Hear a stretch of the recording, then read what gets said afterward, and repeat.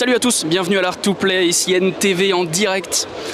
Vous pouvez voir ici, on est sur ce petit salon de 12 000 m² pour la 11e édition de l'Art to Play. On vous emmène dans les coulisses, voir tout le monde, les costumes, les exposants. Voilà, bienvenue pour cette 11e.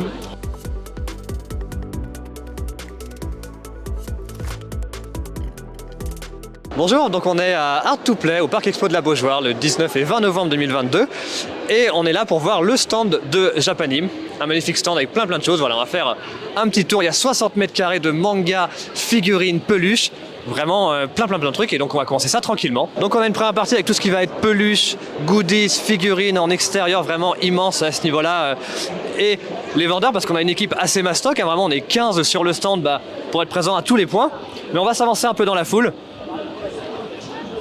Forcément, on a les logos Japanime en immense, c'est important aussi. Bon, on va pas essayer de se faufiler à l'intérieur parce que vraiment, comme vous allez pouvoir le voir après, il y a beaucoup de monde. Mais volontairement, on a fait un stand en mode boutique, où vraiment on a fait tous les rayonnages au fur et à mesure des magnifiques collègues. Voilà, on a fait tous les rayonnages, tous les mangas, toutes les grandes séries à ce niveau-là. Et forcément, ça fait un petit circuit qui fait tout le tour, c'est très sympa. Les grosses nouveautés, donc vraiment... Un ensemble assez cool, on est très content de ce stand là. Une grosse install, hein, vraiment on a tout le support à ce niveau là. L'autre côté du stand, hein, parce que ça ne s'arrête jamais, là c'est tout ce qu'on appelle le côté Ichiban-Kuji. Les Ichiban-Kuji c'est les loteries avec des tickets. En fait pour 10 ou 12 euros vous achetez un petit ticket et vous avez un lot pouvant aller d'une immense figurine collector qui coûte très cher à des plus petits lots, des porte-clés, des serviettes, des choses comme ça. Donc vraiment un ensemble assez sympa. Et justement, on a des feuilles de tous les lots qui sont disponibles. On a moyen de savoir qu'est-ce qui reste, qu'est-ce qui est à l'achat. Forcément, on a fait également un petit coin Ghibli avec tout ce qui est Totoro, des peluches. Oui, il y a des gens devant d'ailleurs, on peut même pas aller voir à ce niveau-là. On va essayer de se faufiler un petit peu aussi. Mais là, pareil, de la peluche, du Totoro, en veux-tu, en voilà. Toujours un truc qui marche sur les salons forcément à ce niveau-là. Les deux dernières parties, on va d'un côté avoir tout l'espace dédicace parce qu'on a cette année 5 auteurs en dédicace sur le stand. Donc voilà, on a 5 auteurs différents donc ils vont être le chef otaku, Barnabé, Sanoé, Nicolas David et Aérine. D'ailleurs justement on peut regarder ça de l'autre côté, hop on change de côté. Le stand dédicace qui est juste là où on voit justement la foule, le monde qui essaie de se faire dédicacer ses bouquins au fur et à mesure. Donc ça attire beaucoup de monde, on est très content à ce niveau-là. Oups, excusez-moi. Et le stand finit tranquillement sur la partie la plus lumineuse, la plus magnifique. On peut se reculer d'ailleurs un peu pour voir ça un peu mieux. Tout le coin figurines, ce qui souvent attire le plus de monde et donne le plus grand visuel, vraiment c'est toutes les gammes de figurines qui s'étendent sur 10 mètres. À ce niveau-là, c'est très cool à voir également. Donc ça c'est très sympa, on en profite enfin pour mettre les modèles en exposition. Voilà, donc un petit tour du stand, on a à peu près tout vu normalement, on a fait le tour à ce niveau-là. Et donc je repasse le micro à Jérém qui va faire avec vous le tour du salon. Salut à tous, on est ici devant le stand du Temple du Jeu avec Antonin. Donc Antonin, salut. Donc qu'est-ce que c'est que ce petit truc là? Est-ce que vous avez des jeux que vous vendez principalement ici? Est-ce que vous avez des trucs phares ou pas? Ouais, alors en fait nous donc on est des boutiques de jeux de société à la base, donc là on emmène des jeux de société, on emmène aussi beaucoup de cartes parce que c'est le public Art to Play, donc on a beaucoup de Pokémon, de Yu-Gi-Oh, des choses comme ça, donc c'est ce qui marche le plus sur le salon, mais on va aussi faire découvrir toute une section de jeux de société, notamment on est un peu avant les fêtes de Noël, donc c'est hyper bien et on est collé à un espace de jeux de société d'animation, donc ça nous permet un petit peu de montrer en fait les nouveautés. C'est trop cool. Écoutez, maintenant qu'on sait ça, on va aller voir les personnes qui jouent. Ça a l'air d'être complètement intéressant, il y a plein de jeux sur les tables. Donc on va aller voir ça. Et puis merci Antonin, bonne journée à toi. De rien, bonne journée à vous. On se retrouve ici derrière toute une petite tablée de Yu-Gi-Oh, des cartes et tout. Et je suis tombé avec Romain, le président de je ne sais pas quoi, il va vous l'apprendre en même temps que moi. Alors qui es-tu Romain? Salut. Bonjour déjà, je suis Romain, donc président de l'association Atlantique TCG. Donc on est une association Yu-Gi-Oh qui est basée sur Nantes, on existe depuis 2019 et du coup on vient à l'Art to Play pour proposer de l'initiation, de la découverte. On a une trentaine de decks auprès Yu-Gi-Oh, donc pour les gens qui veulent venir, ils prennent leur deck, ils choisissent, ils viennent affronter leurs amis et puis on leur dit comment jouer, comment apprendre à jouer, les bases, etc. Voilà. Et donc ça fait combien de temps que vous êtes ici à l'Art to Play? C'est la première année là c'est la deuxième année. Du coup on a fait l'année dernière, on est en partenariat avec Sortilège, la boutique qui est là-bas. Et c'est la deuxième année qu'ils nous ont invités pour avoir quelques tables Yu-Gi-Oh du coup. Ok. Et si tu avais quelques conseils à donner, c'est quoi? Ça se joue toujours à deux? Ça peut se jouer à plusieurs? Ça se joue essentiellement à deux. Après il y a un format qui s'appelle le 2v2, donc pas plus simple.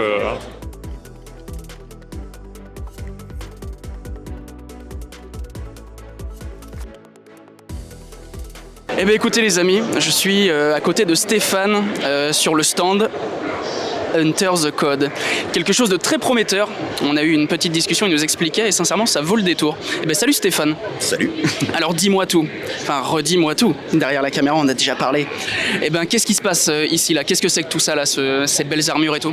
Alors l'idée en fait c'est qu'avec des potes on s'est trippé à vouloir faire du tokusatsu. Donc pour être parce que c'est un peu ça s'est perdu dans le temps, on va dire, voilà, on connaît moins maintenant en fait, alors qu'on les connaît sous le régime des Power Rangers. Voilà, c'est-à-dire que ma génération, moi j'ai 45 piges, je suis un vieux, moi j'ai vu les Bioman, les Xor, les Sankukai, les Spectreman, tout ça c'était des tokusatsu qui arrivaient en France, tu vois, et on les mangeait, et moi c'était nos premiers super-héros, on va dire, tu vois, c'était un peu ça l'idée quoi. Et Aim Saban effectivement dans les années 90 a acheté les droits des Sentai et a fait les Power Rangers avec, et a, on va dire, infantilisé un peu plus la série, alors que normalement c'est tout public. Et donc ayant grandi dans un magasin de jouets, voilà, c'est-à-dire que je suis un vieux geek, un préhistorique geek, mais concrètement, je sais qu'à la base, en fait, c'est du storytelling. C'est des jouets qui après partent en écriture avec des artistes et qui tout d'un coup deviennent une licence et qui après culturellement d'ailleurs se développent, tu vois, voilà quoi. Et donc je me suis dit, putain, j'ai envie de faire mon tokusatsu, quoi. J'ai envie de faire mes héros en plastique qui se foutent sur la gueule, mes ninjas et tout ça. Je voulais pas singer non plus les japonais, parce qu'il faut savoir que le tokusatsu, c'est à la limite plus respecté que le manga, tu vois, au Japon. Il y a des local héros, c'est-à-dire que dans chaque préfecture, il y a des mecs qui sont payés pour aller faire enfin, ils vont dans les écoles, ils font de la prévention. Enfin, tu vois, c'est un truc, ça nous dépasse. Toi, c'est vraiment un délire. Il y en a un tous les ans. Ça fait 45 ans que ça dure, 50 ans pour les Sentai. Enfin, c'est un gros truc de fou, quoi. Et je me suis dit, voilà, on va prendre le storytelling en fait comme base de performance artistique. Donc on va créer une licence avec plein d'artistes et on va créer des jouets, des BD, des produits dérivés. D'ailleurs on a commencé par la BD qui est un produit dérivé, si tu préfères, avant même d'avoir une once d'images. Tu vois, c'est un peu ça l'idée, quoi. Tu vois là, quoi. Eh ben on change de stand, les petits voisins. Je suis avec Jules, alias Captain America, si je dis pas de bêtises. Il va nous parler d'un petit jeu qui est hyper sympa à retrouver. Je pense qu'il y aura ça les futures années. Donc si vous n'êtes pas là, c'est l'année prochaine pour vous. Mais parle-moi de ce petit jeu, Jules. C'est quoi ce petit truc là? Alors en fait, c'est un petit jeu de piste où il faut retrouver les pierres de l'infinité qui se présentent sur les stands ici présents. Il faut y aller dans l'ordre et on retrouve des lettres avec les pierres de l'infinité qui sont écrites juste ici. Et ça vous permet de retrouver les lettres justement et de trouver le mot final par la suite. Si ça c'est pas du génie les amis, c'est génial. Mais moi j'ai envie d'y jouer mais on n'a pas le temps, je suis désolé, je dois travailler pour vous et vous savez hein. Mais c'est génial, bravo les gars, et puis forcément on n'a pas le droit de savoir ce que c'est le mot. Ah bah non, sinon c'est pas drôle. On se fait avoir, mais bon, c'est comme ça. Eh bien écoutez, peut-être les futures années, l'année prochaine, vous recommencez ça ou pas? Bah oui, carrément. Bon bah vous savez ce qu'il vous reste à faire, venez à l'Art to Play les gars, 2023, et on va empêcher Thanos d'exploser l'Art to Play. Eh ben, je suis avec le super pote de Captain America, les amis. Le cher Guillaume est avec nous. Alors, qui es-tu? Qu'est-ce que tu fais? Alors moi, je suis secrétaire de l'association et que j'ai rejoint il n'y a pas très longtemps parce que l'association, elle a juste explosé en termes de membres, donc beaucoup de boulot. Et on a réussi à organiser quelques petits jeux et tout ça, comme m'a présenté mon ami Captain America. Et là, nous avons du coup une tombola. Donc c'est un petit jeu, on achète des petits tickets, c'est 1 € le ticket. Et ça permet de gagner des petits lots. Donc là, on a 3 lots comme ça dans le thème Marvel. Okay. Et demain, on va proposer DC aussi. Donc voilà. Ok, trop cool. Ça vous intéresse? Et donc, tu disais que tu es le secrétaire de l'association, mais voilà. Quelle association? Brest Team Cosplay. Okay. Donc vous êtes basé où? À Vitré. Donc c'est en Bretagne. Ok. Et donc vous tournez dans toute la France ou vous êtes toute la France. Alors, pour le moment, on reste dans le nord-ouest, mais après on espère pouvoir aller partout parce qu'on a des membres de toute la France. Donc on espère pouvoir bouger. Et bon, je pense que ça se fera parce que là ça marche super bien et c'est impressionnant et tout l'évolution de l'association, donc c'est génial. Ouais, on en parlait avec Monsieur Wolverine qui est juste là-bas. L'explosion que vous avez eue, vous avez commencé, il me disait, une dizaine, une quinzaine de personnes, et là vous êtes 40 là? C'était leur petite famille à eux qui ont commencé, qui ont créé ça. Ouais. Et là, en début d'année, il devait y avoir 15-20 membres, et là on a atteint les 40 membres. Et c'est pour ça que là, on a été obligé de faire une réunion pour agrandir le bureau parce qu'il y a énormément de boulot, voire même il y a quelques petits loupés, mais normal Mais au moins, ça fait un sacré entraînement et là l'association, elle explose et c'est génial. que des passionnés et tout. Et au moins on peut s'entraider, tout ça en termes de cosplay, c'est super créatif et c'est génial. Bah écoutez, on va se tenir au jus par rapport à tout ça. On a pris le petit papier pour vous suivre. Merci beaucoup. Bonne suite à vous et puis à l'année prochaine. Si je dis pas de bêtises. Normalement on fera tout pour être là aussi. Voilà. Et bah écoutez, à l'année prochaine. Merci beaucoup. Salut.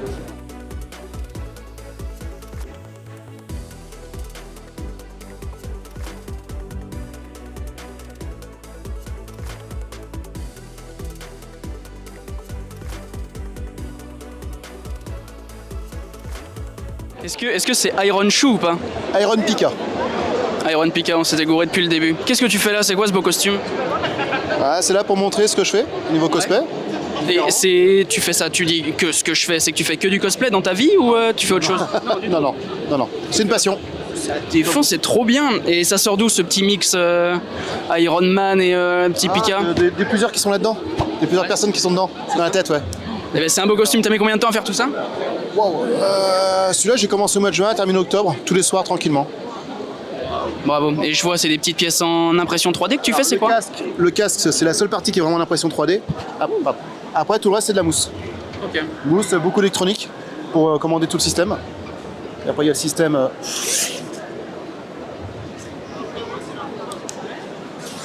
C'est quoi ça? C'est incroyable. C'est incroyable. Et ben, le petit Sacha, il va être content de te retrouver. Moi, je te le dis. Ben, bravo. Bonne journée à toi. Et putain, respect. Allez, bonne continuation.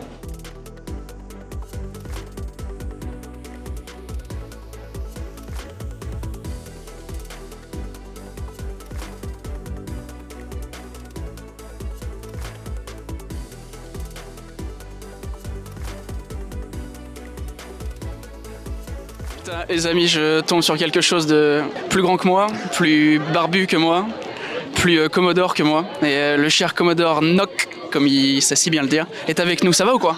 Ça va extrêmement bien, fatigué dès 14h du matin, mais en bonne et due forme, toujours.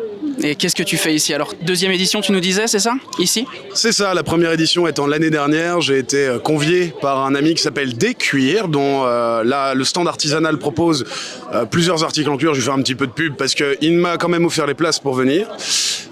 Deuxième essai de la Art to Play, c'est ma troisième convention à vie. Là, je n'en ai jamais fait d'autres vraiment.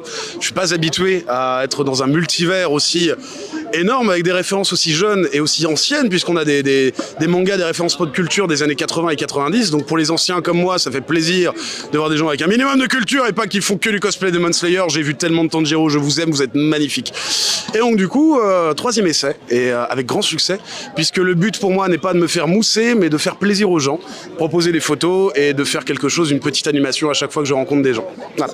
Et est-ce que tu arrives à bouger quand même un minimum? Est-ce que t'es pas alpagué par tout le monde en permanence, vu cette beauté de costume? Oh mon Dieu, si tu savais. Alors, la tradition, quand je me mets en costume et que je vais quelque part, c'est que je fais pas 2 mètres sans qu'on me réclame 3 ou 4 photos.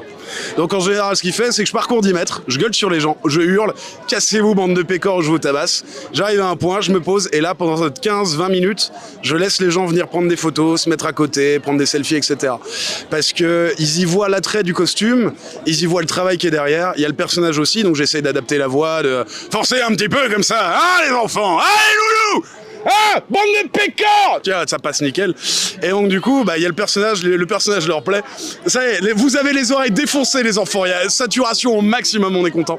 Et donc du coup, monsieur Haddock, tu vois, on rencontre aussi des références qui ne sont pas que manga, mais qui sont pop culture, et ça, je trouve ça génial, c'est pour ça que je viens ici. Et j'accorde du temps aux gens, j'arrive à bouger, à me déplacer sur les événements, ça passe encore, c'est très confus. Il est top. Faut suivre ce qu'il fait. Suivez tout ce qu'il fait. Il est top ce mec.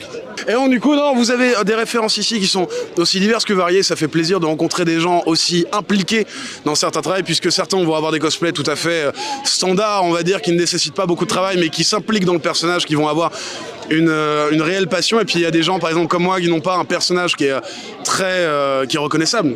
Beaucoup m'appellent Jack Sparrow, ce n'est pas le cas. Je suis ma propre personne. On va avoir des gens qui mettent de la passion, et quel que soit le niveau de cosplay.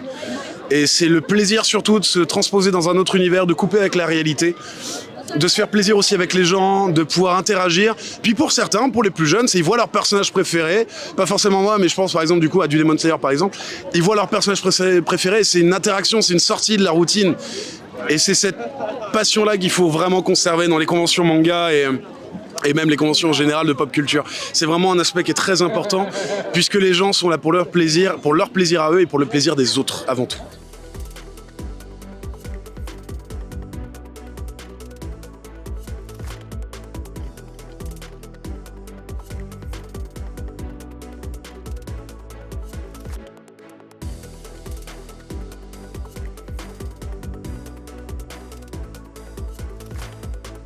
Eh bien, on est sur ce beau stand là qui est plein de figurines, de tout plein de choses, de jeux, j'ai l'impression. Voilà. Alors parle-nous un peu de ton magasin, de ce que vous faites ici, etc.